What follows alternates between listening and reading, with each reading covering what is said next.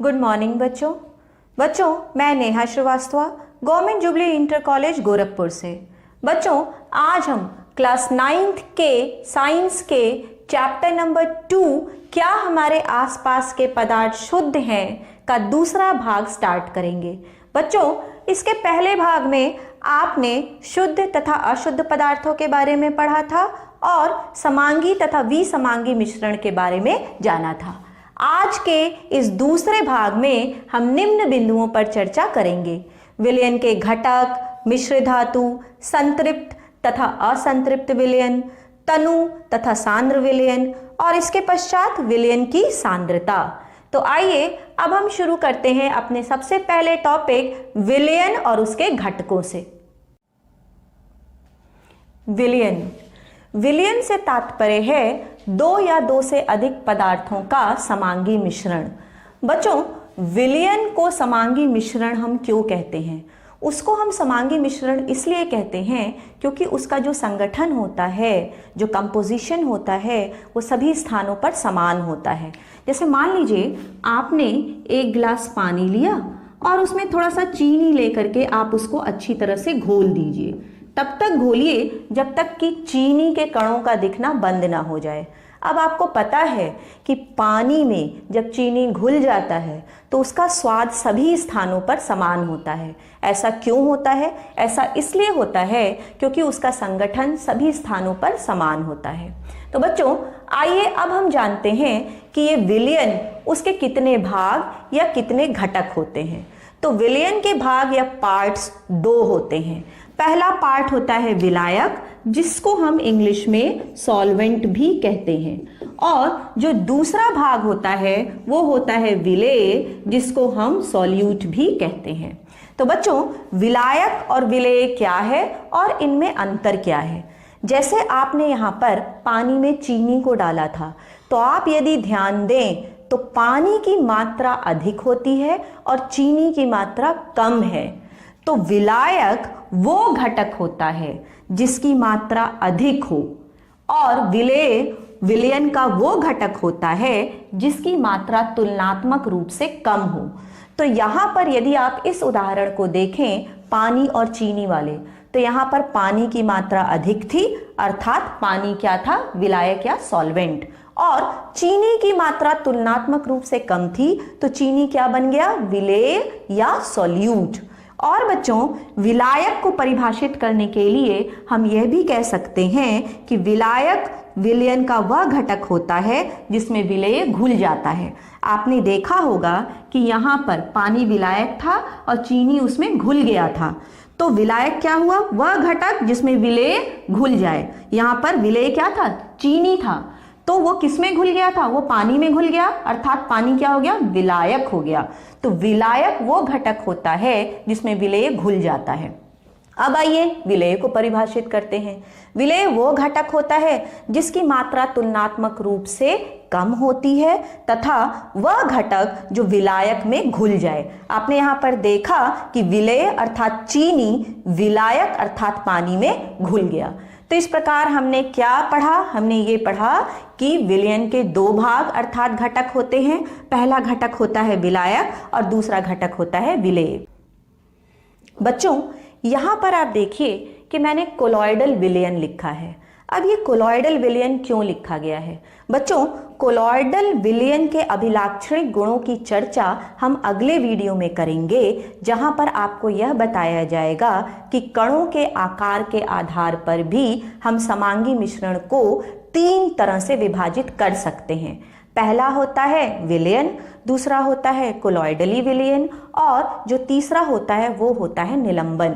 अब प्रश्न ये उठता है कि जब अभिलाक्षणिक गुणों की चर्चा हम तीसरे भाग में करेंगे तो यहाँ पर कोलॉइडल विलयन को मेंशन क्यों किया गया है? बच्चों यहाँ पर कोलॉइडल विलयन की चर्चा हम इसलिए कर रहे हैं क्योंकि यहीं पर मैं आपको बता दूं कि कोलॉइडल विलयन के भी हम 2 भाग कर सकते हैं। पहला भाग जो विलायक जैसा दिखता है उसे हम कहते हैं परिक्षेपण माध्यम तथा दूसरा भाग जो विलेय जैसा दिखता है उसे हम कहते हैं परिक्षिप्त प्रावस्था।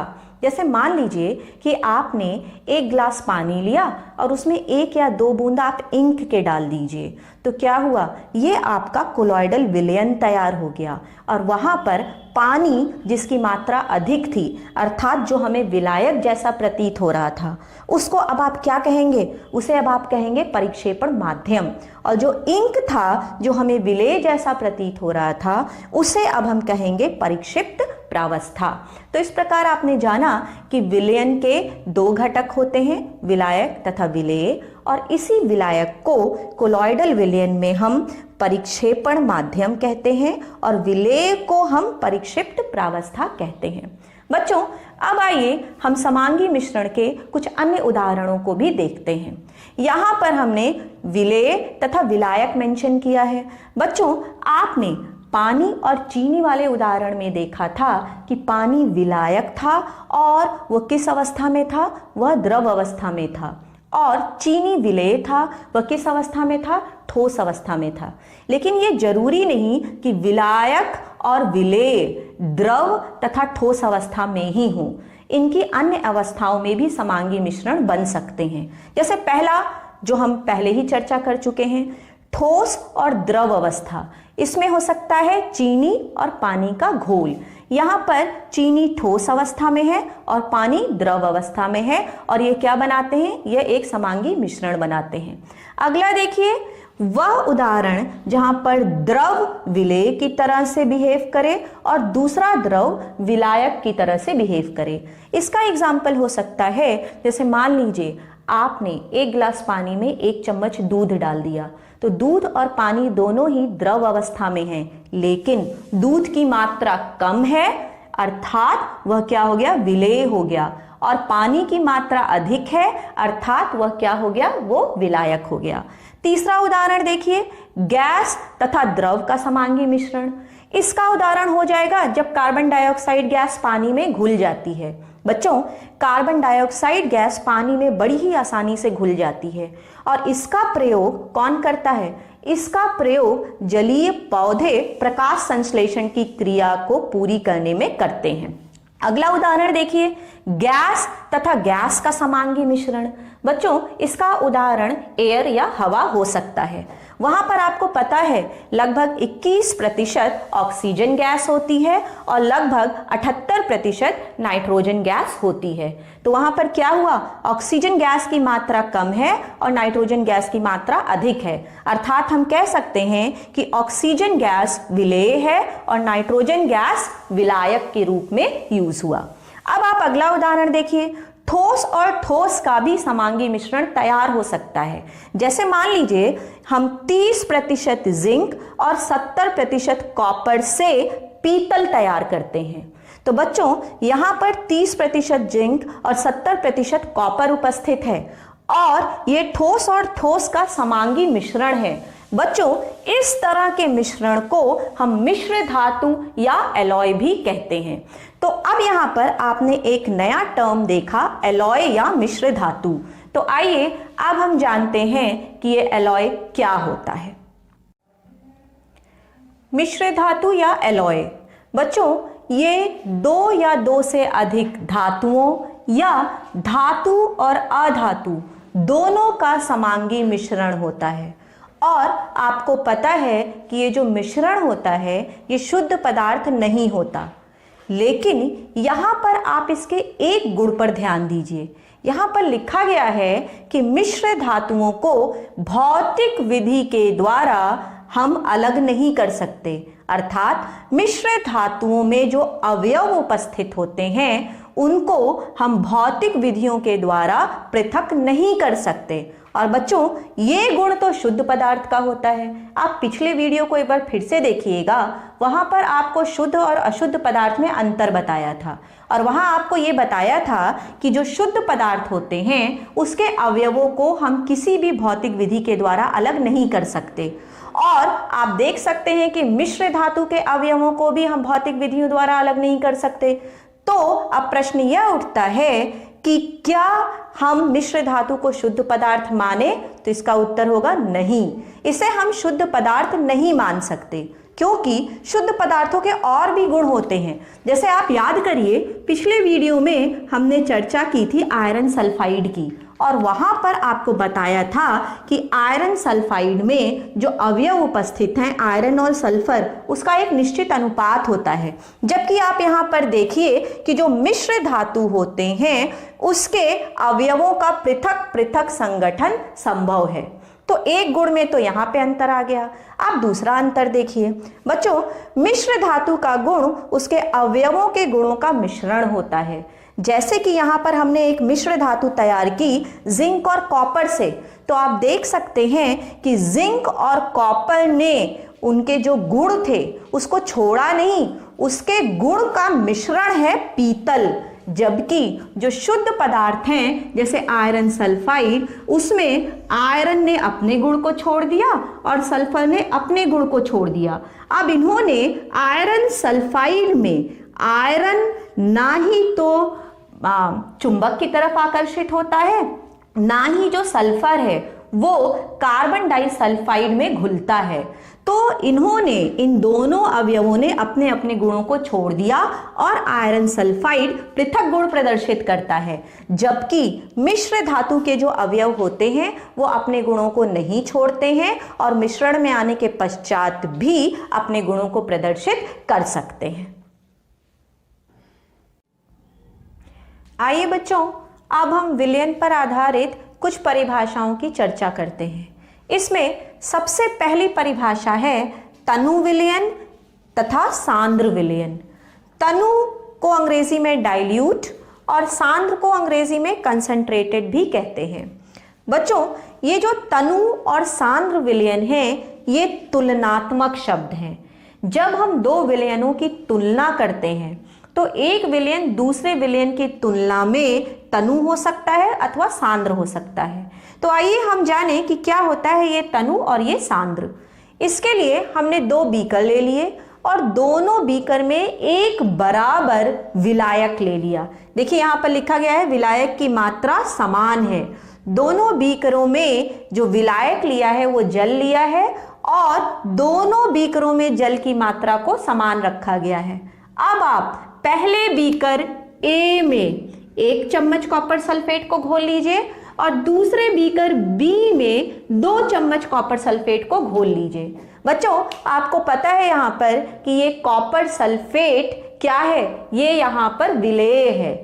तो जिस विलयन में विलेय की मात्रा कम होती है उसे हम कहते हैं तनु विलयन, तथा जिस विलयन में विलेय की मात्रा तुलनात्मक रूप से अधिक होती है उसे हम कहते हैं सांद्र विलयन।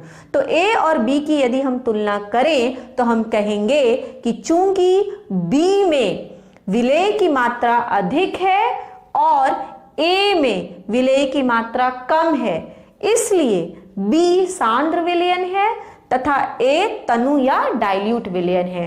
तो इस प्रकार आपने तनु और सांद्र को समझा। आइए अब हम विलयन पर आधारित कुछ अन्य परिभाषाओं की चर्चा करते हैं। विलयन पर आधारित कुछ अन्य परिभाषाओं में सबसे पहले हम देखेंगे कि संतृप्त विलयन तथा असंतृप्त विलयन किसे कहते हैं। बच्चों, इन दोनों टर्म्स को जानने के लिए यहाँ पर हमने 2 बीकर लिए हैं। पहले बीकर का नाम ए दे दिया और दूसरे बीकर का नाम बी दे दिया। इस बार भी दोनों बीकरों में जो विलायक था या जो सॉल्वेंट था उसको हमने एक बराबर ले लिया और विलायक के रूप में हमने पानी का प्रयोग किया। तो दोनों बीकरों में हमने एक बराबर पानी ले लिया और पहले बीकर ए में हम थोड़ी सी चीनी डालते हैं और दूसरे बीकर बी में आप ज़्यादा चीनी डालिए। पहले बीकर में आप देखेंगे कि जो चीनी थी वो पूरी तरह से घुल गई और दूसरे बीकर में क्या हुआ, आपने चीनी डाला, चीनी बड़ी आसानी से घुल गया। अब आप क्या करिए, थोड़ी चीनी और डालिए, अभी भी चीनी घुल जाएगा। आप तब तक चीनी को डालते रहिए जब तक कि चीनी का घुलना बंद ना हो जाए। और आप देखेंगे कि जब चीनी का घुलना बंद हो गया तो इस बीकर की तली पर चीनी के जो कण थे वो इकट्ठे होने लगे। इसका तात्पर्य क्या हुआ कि अब और अधिक चीनी इसमें नहीं घुल सकता। तो बच्चों दिए गए तापमान पर हमने संतृप्त विलयन तैयार किया। क्या होता है ये संतृप्त विलयन?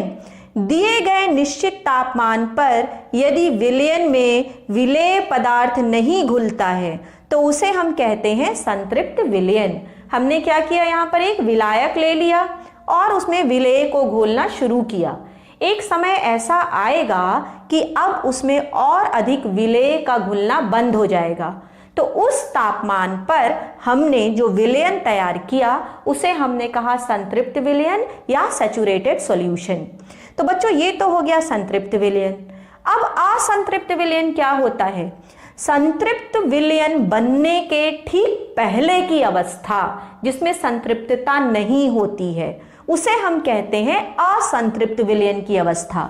आप देखिए यहाँ पर आपने जल में बहुत थोड़ी सी चीनी डाली थी और आपको पता है कि अभी इसमें और अधिक चीनी घुल सकता है। जब चीनी का घुलना बंद हो जाएगा तब तो आपने संतृप्त विलयन तैयार किया, लेकिन जब तक उसमें और अधिक चीनी घुल सकता है तब तक ये विलयन क्या रहता है? असंतृप्त रहता है। तो क्या होता है ये असंतृप्त विलयन?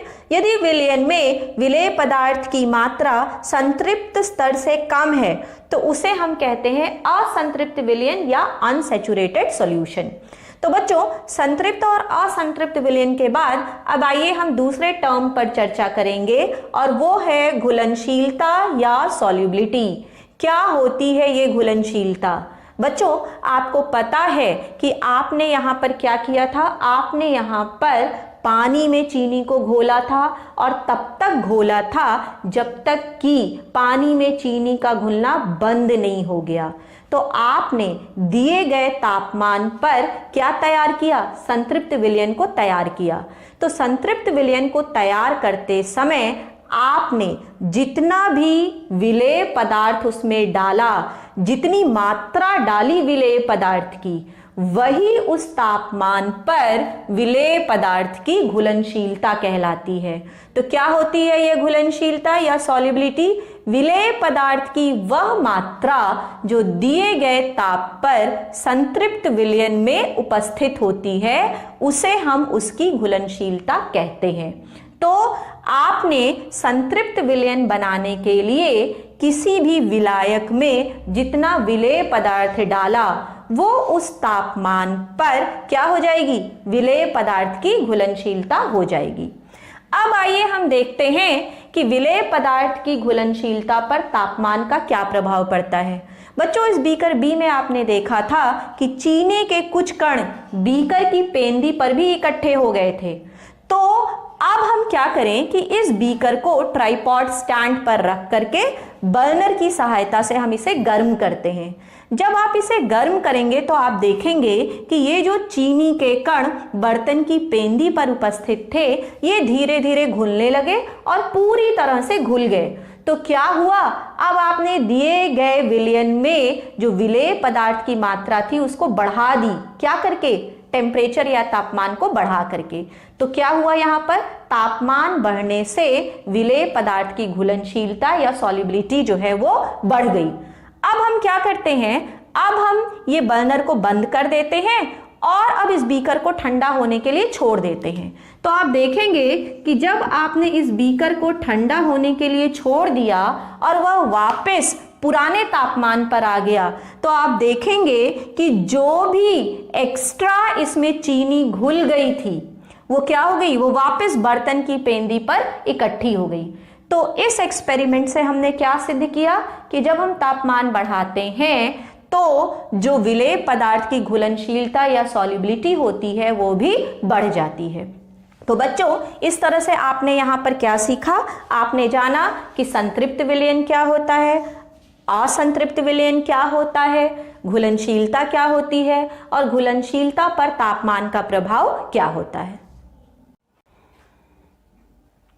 बच्चों आज की इस वीडियो का ये आखिरी टॉपिक है और इसमें है विलयन की सांद्रता या कंसंट्रेशन ऑफ अ सॉल्यूशन। क्या होती है ये विलयन की सांद्रता? विलेय पदार्थ की मात्रा जो विलयन की दी गई मात्रा में उपस्थित हो उसे हम कहते हैं विलयन की सांद्रता। एक बार फिर से सुनिए, विलेय पदार्थ की मात्रा जो विलयन की दी गई मात्रा में उपस्थित हो उसे हम विलयन की सांद्रता कहते हैं।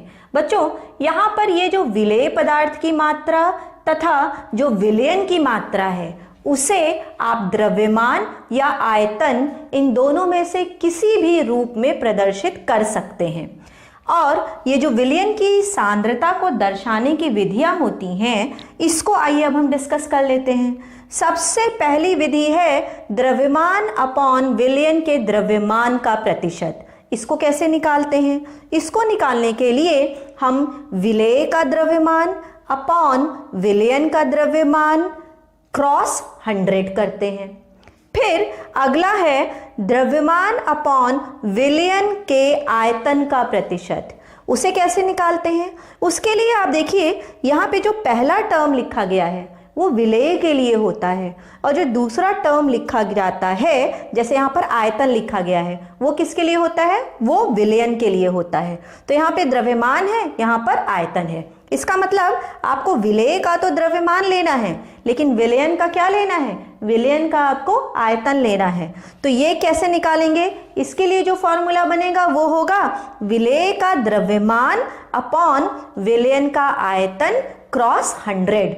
इसी तरह से बच्चों एक और विधि होती है, वहां पर ये आयतन अपॉन विलयन के आयतन का प्रतिशत हो जाता है। उसमें हम क्या करते हैं, यहाँ पर आयतन होता है तो हम विलेय का आयतन ले लेते हैं, और यहाँ पर भी आयतन होता है तो विलयन का भी आयतन ले लेते हैं। और उसका फॉर्मूला क्या बन जाता है? उसका फॉर्मूला बन जाएगा विलेय का आयतन अपॉन विलयन का आयतन क्रॉस 100।